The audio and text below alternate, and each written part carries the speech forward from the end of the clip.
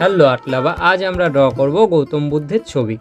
এটাকে প্রথমেই আমার আউটলাইন করা হয়ে গেছে, এবার আমরা এটাকে শেডিং করা দেখাবো। আমি এর জন্য ইউজ করব অয়েল পেস্টেল। আমি এখানে পোলোর অয়েল পেস্টেল 15 শেড ইউজ করব। তোমরা এখানে 12 শেড বা 25 শেডও ইউজ করতে পারো।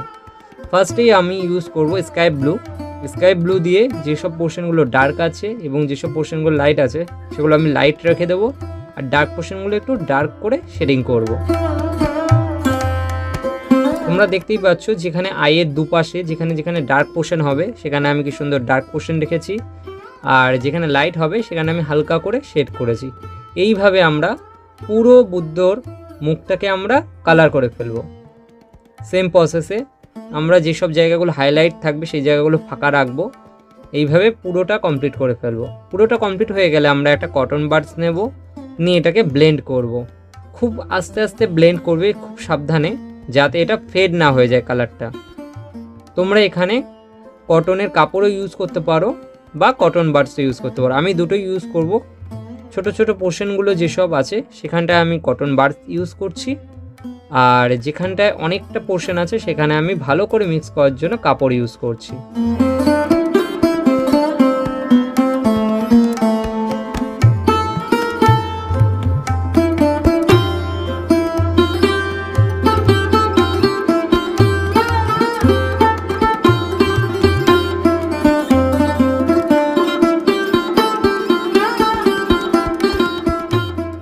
এইবার আমার ব্লেন্ড করা হয়ে গেলে যেসব জায়গাগুলো হাইলাইট পোর্শন আছে সেখানে আমি হোয়াইট কালার ইউজ করব, যাতে জায়গাটা খুব সফট এবং একটা হোয়াইট টেক্সচার আসে। দেখো আমি সেই সব জায়গাগুলোকে হোয়াইট কালার ইউজ করে শেড করে নেব।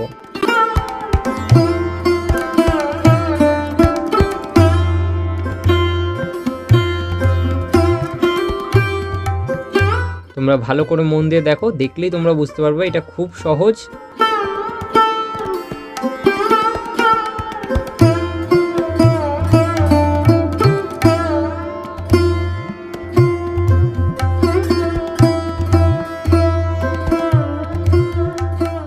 সেমভাবে আমরা এবার যেসব জায়গাগুলো ডার্ক পোর্শন আছে সেই সব জায়গাগুলোকে আমি ইউজ করব কুশন ব্লু ইউজ করে সেই জায়গাগুলো একটু ডার্ক করব।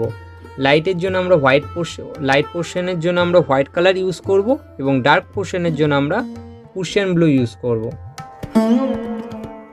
কুশন ব্লু ইউজ করার পরে আমরা সুন্দরভাবে হাতের সাহায্যে বা কটন বাডসের সাহায্যে সেটাকে মিশিয়ে দেব, যাতে একটা সুন্দর একটা এফেক্ট আসবে। দেখো কত সুন্দরভাবে মিশে গেছে। বুঝতেই পারছো কোন পোর্শনগুলো ডার্ক আছে, কোন পোর্শনটা লাইট আছে।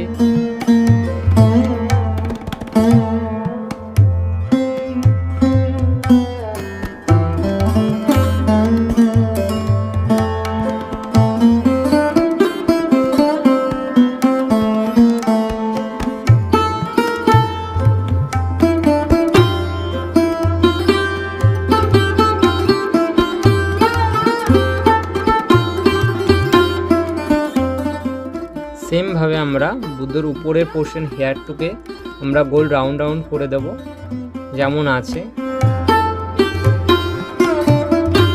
ফটোর সাথে ম্যাচ করে আমরা এখানে কুশন ব্লুর সাহায্যে রাউন্ড করে নিয়েছি। ফার্স্টে এখানে কোবাল্ট ব্লু এবং স্কাই ব্লু দিয়ে পুরো পোর্শনটুকে কালার করে নিয়েছি। তারপরে যে বলগুলো রাউন্ডগুলো করব সেটা কুশন ব্লুর সাহায্যে। হেয়ার হয়ে গেছে, এবার আমরা কানটাকে করব। কানটাকে সেমভাবে আমরা স্কাই ব্লু দেন তারপরে কুশন ব্লু দিয়ে ডার্ক পোর্শনে ডার্ক এবং লাইট পোর্শনে হোয়াইট কালার দিয়ে লাইট করে দেব। সেমভাবে আমরা গলা করব।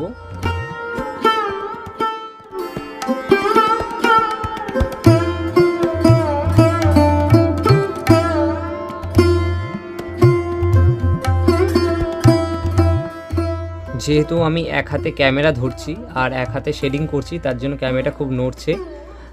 আপাতত আমার কোনো ক্যামেরা স্ট্যান্ড নেই, আর আমি এমন জায়গায় বসে এটা শেড করছি সেখানে রাখার মতো জায়গাও নেই, তার জন্য খুব প্রবলেম হচ্ছে। এক হাতেই ক্যামেরা ধরতে হচ্ছে, এক হাতেই শেডিং করতে হচ্ছে, তার জন্য পুরো পোর্শন শেডিং দেখাতে পারছি না, কিছু কিছু অংশ করে করে শেডিং দেখাচ্ছি। সেমভাবে আমরা চোখটাকে ডার্ক দেখানোর জন্য আমরা ওখানে পুরো পোর্শন ব্লু করে দিলাম চোখের নিচের পোর্শনটুকে। এবার আমরা গৌতম বুদ্ধের পোশাকটা করব।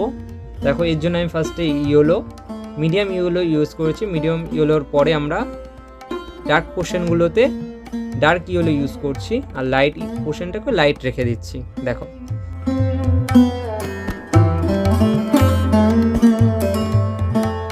এরপরে এটাকে ভালো করে কাপড় দিয়ে আমি মিশিয়ে দিচ্ছি সুন্দরভাবে। তারপরে আমরা পদ্ম ফুলটাকে ফার্স্ট লেয়ারটা দেবো আমরা পিঙ্ক কালার দিয়ে, ডার্ক পোর্শনটুকে ডার্ক এবং লাইট পোর্শন যেগুলো লাইট আঁকবো সেগুলো লাইট। আর পদ্মর গাছের অংশটুকে আমরা করব লাইট গ্রিন কালার এবং তার সঙ্গে আমরা মিডিয়াম গ্রিন দিয়ে শেড দেব। আর পদ্ম পিঙ্ক কালারের উপর দিয়ে আমরা দেব হলো কারমাইন দিয়ে একটা সুন্দর একটা ডার্ক পোর্শন আর লাইটের শেডটা করে দেব, যাতে দেখতে সুন্দর লাগবে। তোমরা দেখতেই পাচ্ছ পদ্মর শেড অনেকটাই সুন্দর হয়ে গেছে। এখন তোমরা এইভাবে করে নিতে পারবে। প্রথমে তোমাদের লাইট পোর্শনটুকে পিঙ্ক কালার করে নিতে হবে, আর তার উপরে আমাদের হোয়াইট কালার দিয়ে লাইট পোর্শনটা আরেকটু শেড দিয়ে দেবে। তারপর ডার্ক পোর্শনের জন্য কারমাইন ইউজ করবে।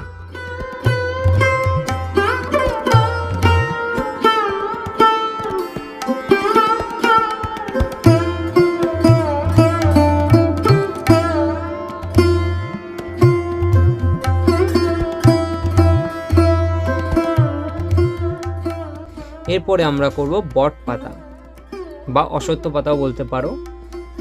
এই অশ্বত্থ গাছের নিচে বসেই গৌতম বুদ্ধ ধ্যান করেছে, তাই তোমরা প্রত্যেক গৌতম বুদ্ধের ছবিতে বট বা অশ্বত্থের পাতা দেখতে পারবে।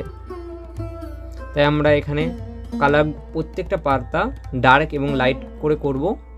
প্রত্যেকটা আলাদা আলাদা গ্রিন দিয়ে শেড দেবো। এখানে কোনোটা স্যাপ গ্রিনের উপরে করব, কোনোটা লাইট গ্রিনের উপরে, কোনোটা একদম হালকা ইয়েলো টেক্সচার দেওয়ার জন্য, হালকা কালার দেওয়ার জন্য আমরা লাইট ইয়েলো ইউজ করব। পুরো পাতাগুলো কালার হয়ে যাওয়ার পরে আমরা বর্ডারগুলো এবং ডার্ক পোর্শনগুলো দেওয়ার জন্য আমরা এখানে আবার কুশন ব্লু ইউজ করব, যাতে মনে হয় নিচের যে পাতাগুলো আছে সেগুলো ডার্ক ডার্ক আর উপরে এগুলো লাইট লাইট। এইভাবে তোমরা করে নিতে পারো।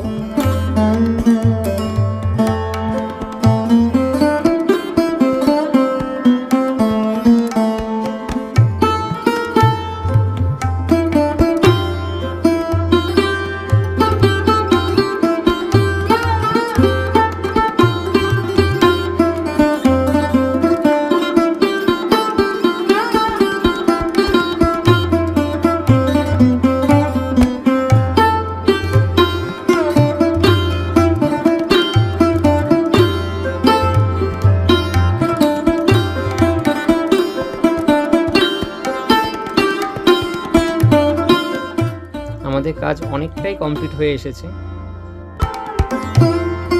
গৌতম বুদ্ধের বাকি যে অংশটুকু বাকি রয়েছে সেটুকু আমি সেমভাবে স্কাই ব্লু কালার করে দিচ্ছি। তারপরে আমরা কুশন ব্লু এবং কোবাল্ট ব্লু দিয়ে শেড দিয়ে দেবো।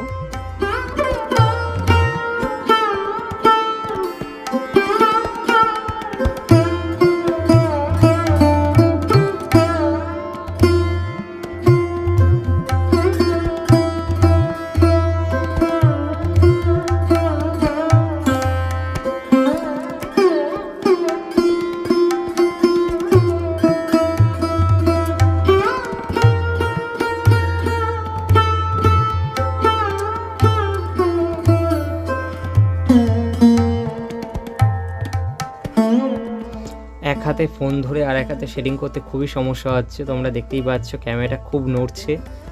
জানি না ভিডিওটা তোমাদের কতটা ভালো লাগবে। এইভাবেই তোমরা সাপোর্ট করো, খুব তাড়াতাড়ি আমরা পুরো সেট আপ নিয়ে নিতে পারবো।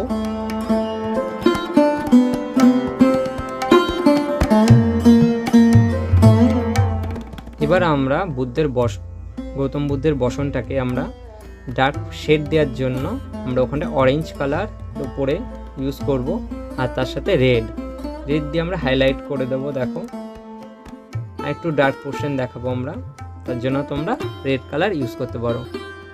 আর হালকা লাইট পোর্শনের জন্য তোমরা ইউজ করবে অরেঞ্জ।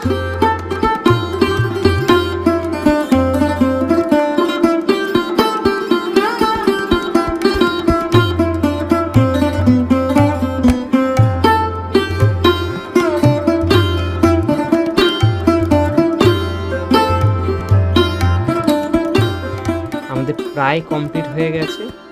কেমন হয়েছে অবশ্যই জানিও কমেন্টে। যদি ভালো লাগে তাহলে লাইক করো এবং আমার চ্যানেলটিকে সাবস্ক্রাইব করো। এরকম নতুন নতুন ভিডিও পাওয়ার জন্য আমার চ্যানেলটিকে সাবস্ক্রাইব করো।